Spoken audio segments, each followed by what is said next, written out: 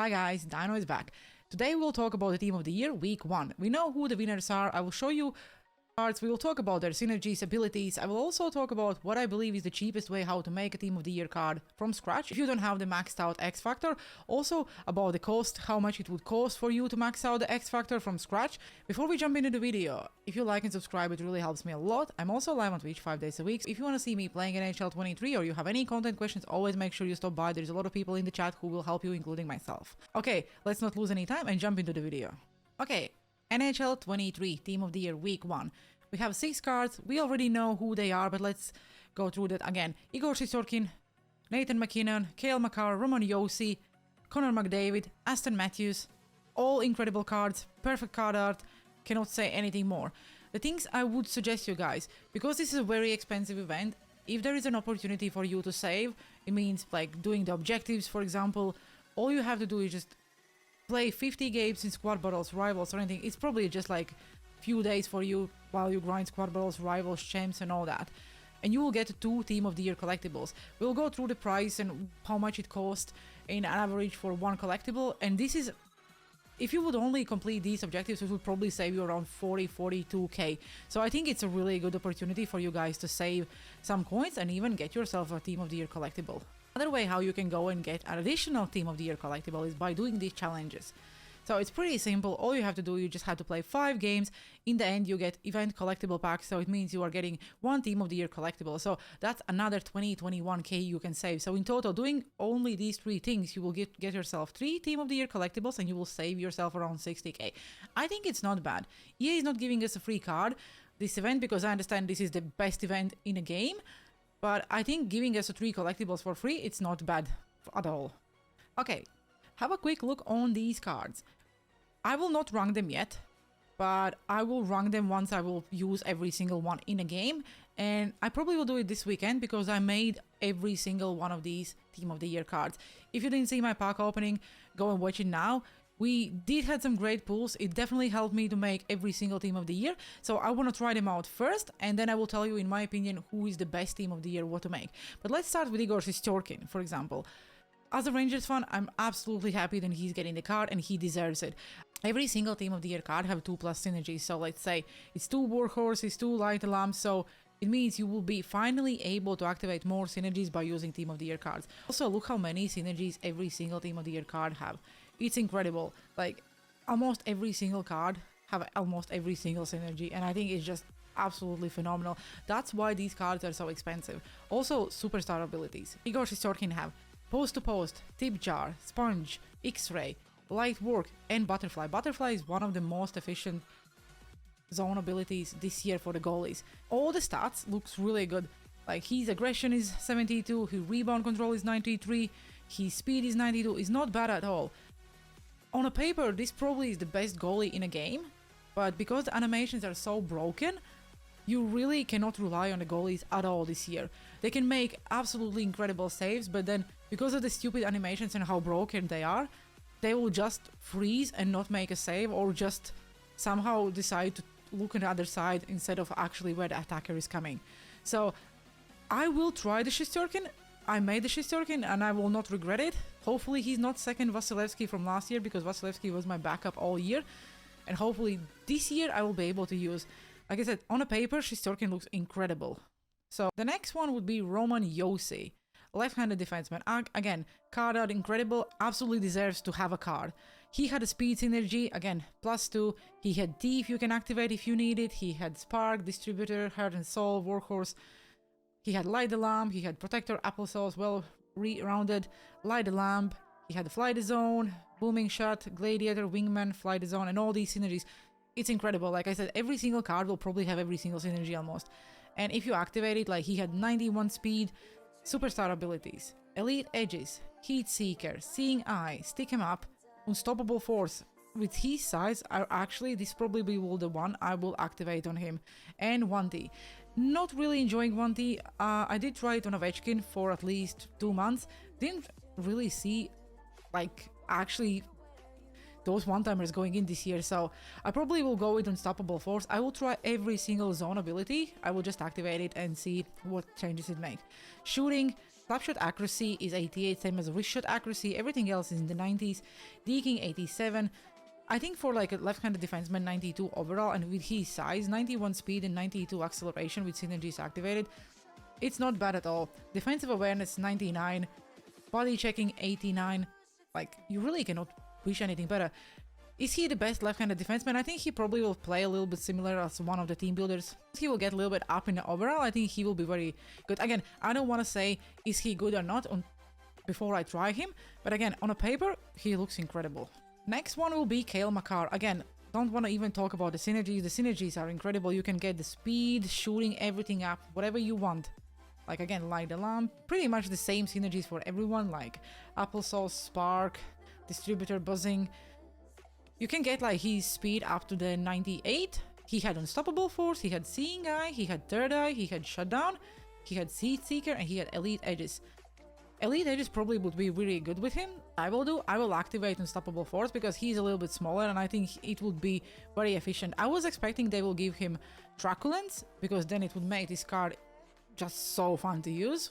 But I think unstoppable force will also be pretty good because unstoppable force this year is a little bit OP and I just like how it feels on every single card. There is really nothing to talk about the stats because all of them are most like 90s. And going up, he's 92 overall, so I think by the 95 overall this card already will be full 99, so this is definitely a card I believe you guys have to make. Okay, let's now talk about the forwards. Nathan MacKinnon. Because there is no position lock, this year they gave 3 centers a Team of the Year card, which is Nathan MacKinnon, Connor McDavid, and Aston Matthews. So basically, I will explain you how I would use these cards. Nathan MacKinnon, you can use him in the center, but I would use him on a wing instead. So he had elite edges, he had wheels, he had no contest, he had close quarters, and he had truculence. Truculence will 100% be activated on this card. He had gold unstoppable force. Again, activate these two and he will be like a tank. He will absolutely destroy everyone in front of him. You can get this card even up more. He had Teeth, which is really good synergy, and if you want to use him in the center, as you can see, you can get him up to the 90 faceoffs. With his size, he's a really good right-handed center. But again, I would probably use him in a wing because of his speed.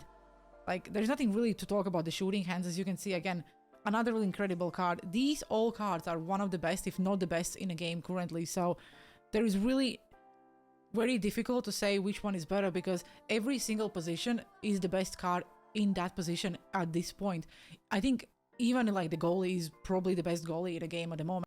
Aston Matthews, again, perfect center. With his size, I probably would use him in the center. He had elite edges, he had unstoppable force, he had quick draw, so activate quick draw, activate close quarters, get Teeth activated, and he will be perfect in the center. 92 speed, 93 acceleration, 92 agility, shootings and everything. Like, shooting stats are all about 95, like, incredible. I think this is the best card, the best center we currently have in the game, and I cannot wait when I will be able to use him. I never actually liked Aston Matthews card because always his X factors were really bad, but the Team of the Year card is really good, so I want to try no contest because so far I didn't really see any difference, but because it's only 4 ability points, and by the way guys, ability points now increase to the 50, so now we actually have more chances to try out some of these zone and superstar abilities for these cards. So again, on a paper, probably the best center we currently have in the game. And if we use Nathan MacKinnon, Aston Matthews, and the final card, Connor McDavid, that's a perfect first line. Look at the synergies. Again, like, probably the best synergies you can have. All of them +2. He had Hook on string, he had unstoppable force, he had wheels, he had tape to tape, he had close quarters, and he had gold elite edges. He had 87 speed without actual speed synergies activated. Incredible. Like, shooting all about 94, hands all about 97, checking, defense, everything is absolutely incredible. What I can say, for sure, this is the best card in the game. Connor McDavid's X Factor is good, don't take me wrong, but if you make Connor McDavid Team of the Year card, it's for sure the best card in the game at this point. They may release something better, but I don't think there will something they can actually release better than this card. Look at all these like synergies and superstars and zone ability combos. The stats are incredible, and like I said, like, this is probably the best first line you will see in this game. Okay, now let's talk about the sets. The sets, what everyone usually is more interested in. actually what is the cheapest and quickest and the most reliable way of making these cards. Let's say we don't have any X factors, then we can spend 40 collectibles to make any of these cards. If we do have an X factor, we need to max him out. Every single X factor outside of Shesterkin is already 90 overall. So if you already maxed your X factor out like McKinnon, Josi, Makar or McDavid, then you only need to increase the X factor by 2. Shesterkin was 88, so that was really difficult to actually increase him to the 92, and you had to spend a lot of collectibles, so it's really between 50-50 if it's actually worth trading in X factor. I did it, but there are two options: 22 collectibles and maxed out X factor, or you don't max out X factor and just use 40 collectibles to make it.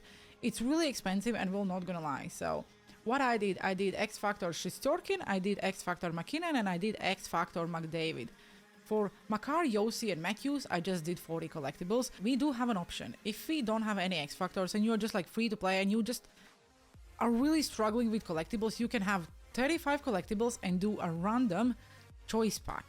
So you have to trade in 35 collectibles and you will get a random choice pack, and you have to choose between 2 Team of the Year cards. You don't know who you will be getting, but that's a way how you could save yourself potentially 5 collectibles.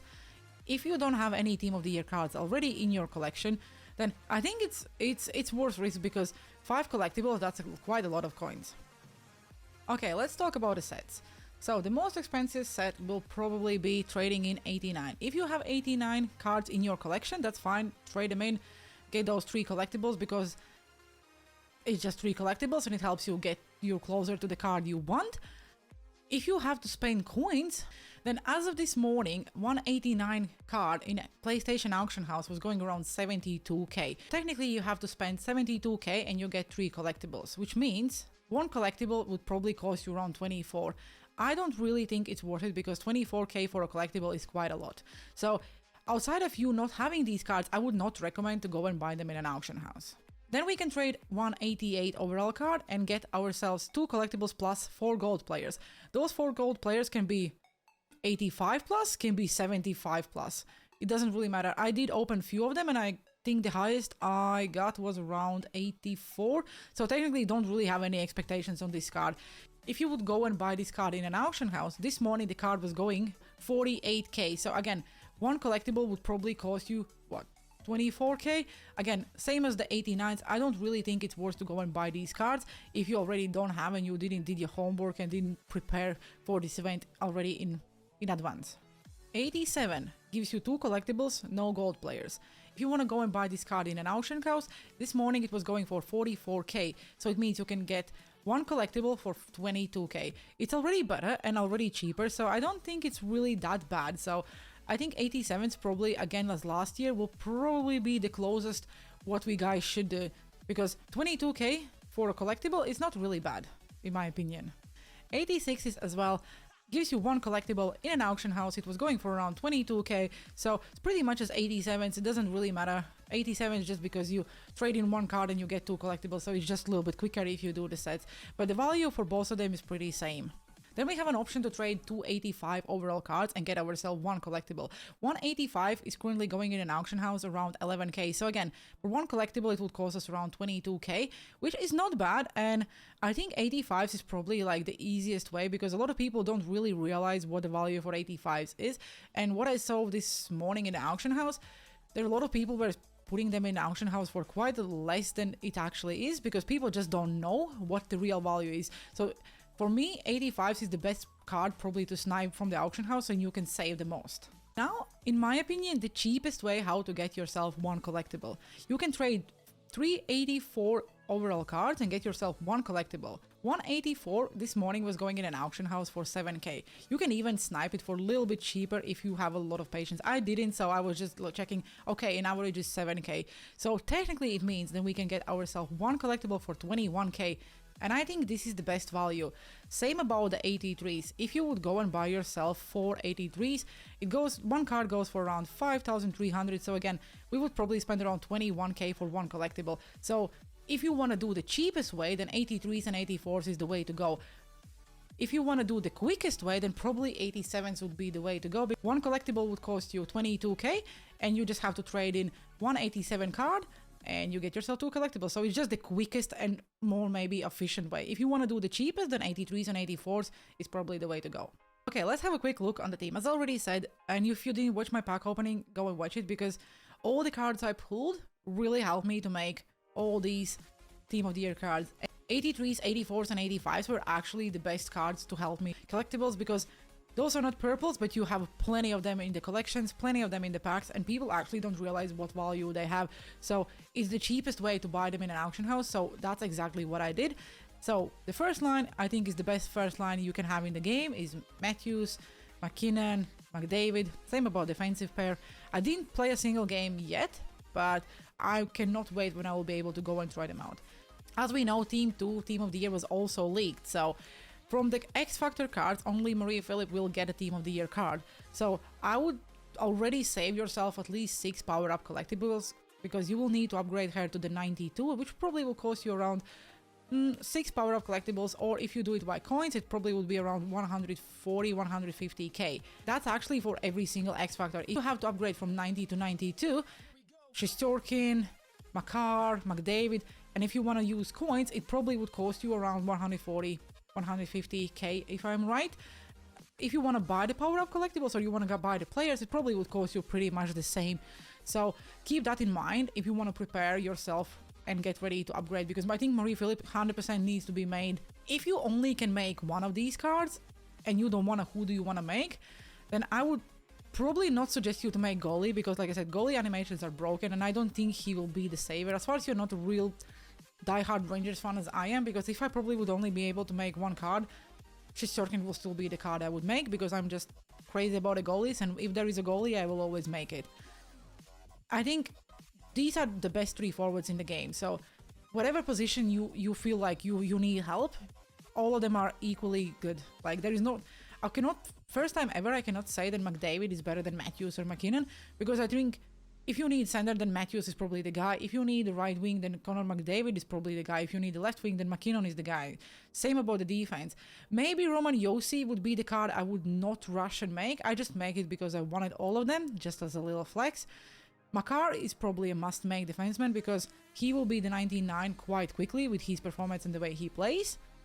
Other than that, it's really difficult to rank them, because all of these cards are incredible. So if you can only make one, just look at the position you need help the most, or maybe the team you support, and just make the card you like the most, because all of them are incredible. There is no this is the best card. All of them are the best cards in their positions. Hey guys, that's pretty much it for Team of the Year Week 1. Let me know down in the comment section below if you made any of the Team of the Year cards. How did you make it? Did you do the homework? Did you save? Did you prepare? Or did you just went to an auction house and buy the cards as the event came out? I hope you enjoyed the video and have a good one. See you on the ice.